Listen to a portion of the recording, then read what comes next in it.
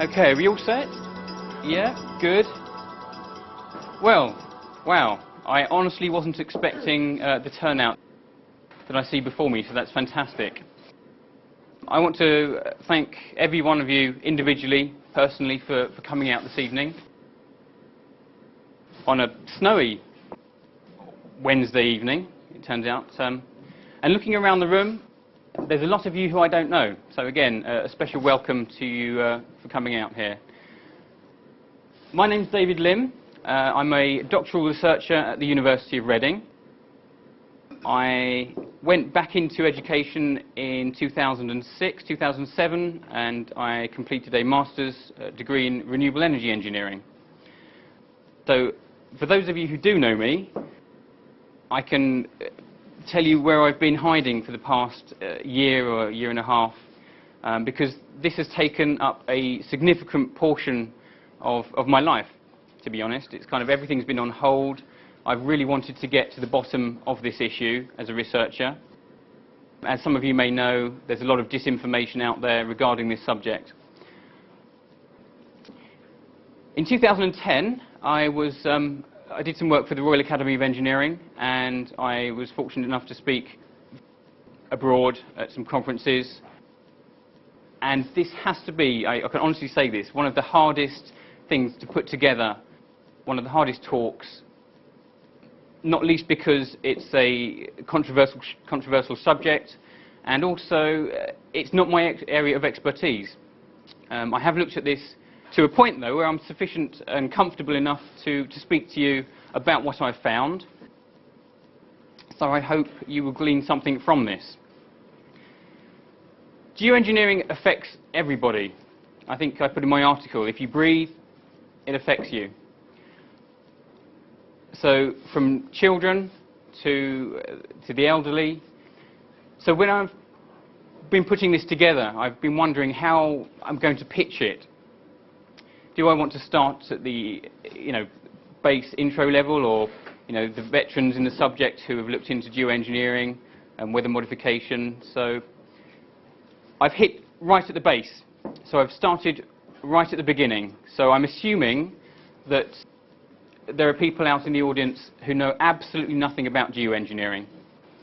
Having said that, I've looked around the room and I can see some very articulate, intelligent people. So I'm going to work you quite hard, and I make no apology for that, because there's a lot of information to get through.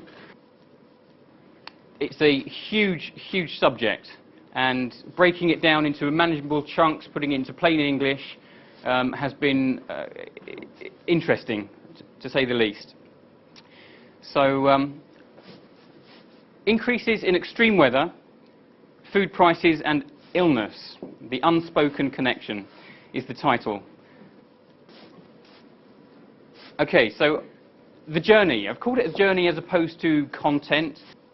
I think content alludes to the fact that there might be an ending, but I don't particularly want there to be an ending to this when you leave the hall this evening. I really hope, if I do my job well, to inspire you, perhaps, to look into some of this yourself. Because I've learned from experience in this area, me telling you this means absolutely nothing unless you do something for yourself, unless you look, and I will direct you as to where to look, because it is a minefield. So I'm going to hit you straight with it up front, the unspoken connection. I'll give you some bullet points as to where we're going with this. Then I'm going to have a chat about the government and where they lie on the governance issues of geoengineering. Then I'm going to show you a few photographs of what it looks like. Then talk about the impacts. And then this huge question that everybody's asking, why are they doing it? Why is this happening to us? I'm going to help you navigate those murky waters with the research and point you in some directions and describe to you what's happening out there. And then I'm going to end up with some good news. Unconventionally, I'm going to start with a thought experiment with all of you, okay? So just roll with me on this. So, as and when you're comfortable, I want you to close your eyes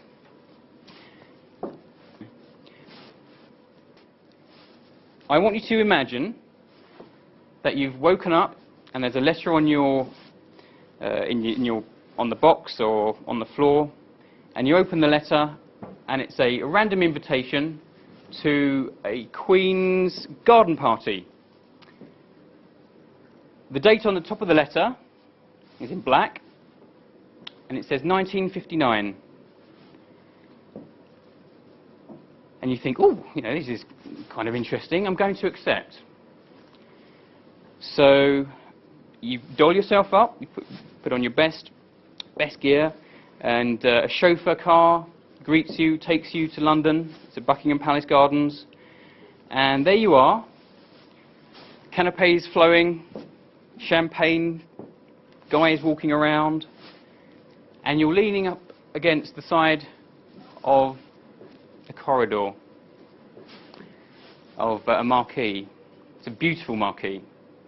And you overhear a conversation. You overhear two dapper-looking chaps in military uniform. And they're talking about potentially spraying the whole of Dorset with carcinogenic particulate material from aircraft. And you think, no, this can't be real. So you wheedle in a bit closer and you glean a bit more of the conversation, and they're talking about using aircraft, they're talking about the load quantities. Fast forward now, you're on the way home and you're thinking, no, this can't be real, this can't be real.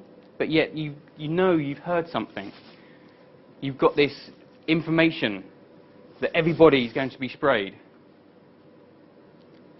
And you think to yourself, how the hell am I going to articulate this information to people? What am I going to say?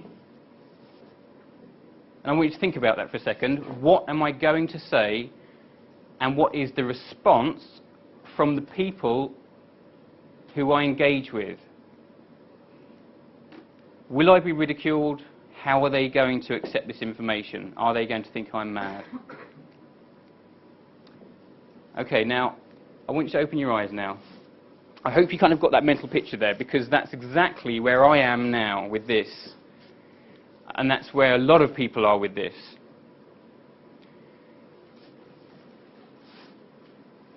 Okay, I'm going to hit you with it. Increases in extreme weather events, food prices, and illness.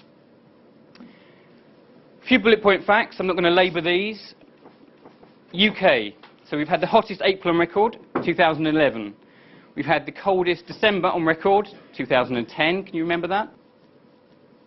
The driest spring in southern England on record, again, 2011. The wettest English year, 2012. That was last year. And I breeze across that, wettest year. That caused so many people so much heartache with flooding. The dullest June since 1909. 2012. The Environmental Agency put out 266 flood warnings or thereabouts last year. And a little quiz question for you. In the US, anybody hazard a guess at how many total temperature records were broken? 2012, we had the Texas drought and what have you. 1,000? I was going to say 10. 20,000? 40,000 individual temperature records were broken last year in the States. Food prices. Food price expenditure as a proportion of disposable income increased between 10 and 14% in the past 5 years. Hedge fund investments have risen from $50 to $400 billion over the past, 1999 to 2011. The Reuters Food Index has risen by more than 10% as well, and that's due to rising demand, commodity speculations, and various supply problems. And that's very key, supply problems. And what a lot of people haven't heard about is the food rioting in Haiti. And Lord Monckton, I think, presents some information on this, and they talk about the people in Haiti not being able to afford mud pies. Pies partly made from mud. Illness, and this is a biggie. 800,000 dementia sufferers in the UK at the moment, and that's expected to double, or just over double actually, to 1.7 million in the next 40 years. Alzheimer's, I think, speaks for itself. I think many people who I've spoken to have had people who with Alzheimer's or friends of friends. A global asthma epidemic is hitting us. Vitamin D deficiency. So 50% of ethnic whites are lacking vitamin D, and 90% in the black and Asian groups. Childhood rickets has made a comeback. The last time we saw childhood rickets or heard about it was the children down the coal mine, I believe. And again, childhood autism is increasing significantly. So I think you've all got it by now. What connects them is this thing called geoengineering. It's one answer anyway. And it's a term that you probably haven't heard about if you're not in this field. And there's a reason for that, and I'll come to that later. So extreme weather events are increasing because our weather is being manipulated. Food prices are increasing because crop production can be controlled. And illness is increasing because geoengineering chemicals are toxic. So there you have it. There's a snapshot of what the whole evening is going to be about. Okay, geoengineering and government. I'm not making it up. There is this thing called geoengineering. The House of Commons have got a paper on it. The regulation of geoengineering came out in 2010. And the definition in this document says geoengineering is activities specifically and deliberately designed to effect a change in the global climate with the aim of minimizing or reversing anthropogenic climate change. Anthropogenic being man-made. Bit wordy, I think. The other definition I prefer is from the Royal Society. And this document, Geoengineering the Climate, came out in 2009. And they define it as the deliberate large-scale intervention in the Earth's climate system in order to moderate global warming.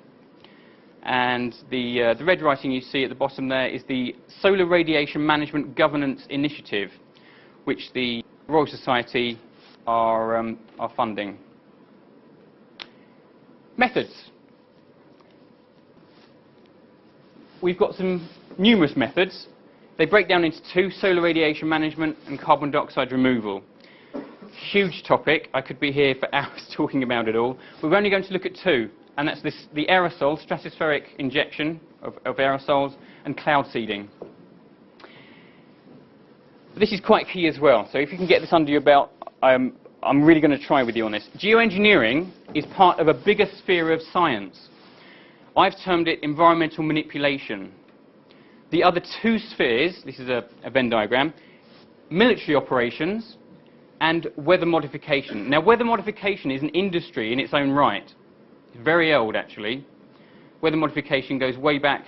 Earliest references I found are 1891. Vincent Schaefer looked into cloud seeding technologies and progressed it hugely by 1946. Military operations. So part of geoengineering is tied in with military. Part of military alters and modifies our weather. And by definition, geoengineering is modifying our weather. So depending on what context we're talking, and I'll steer you through this, whether it's geoengineering, weather modification, or military operations. Okay, back to our thought experiment. I'm just going to cut into a little, I hope this goes okay.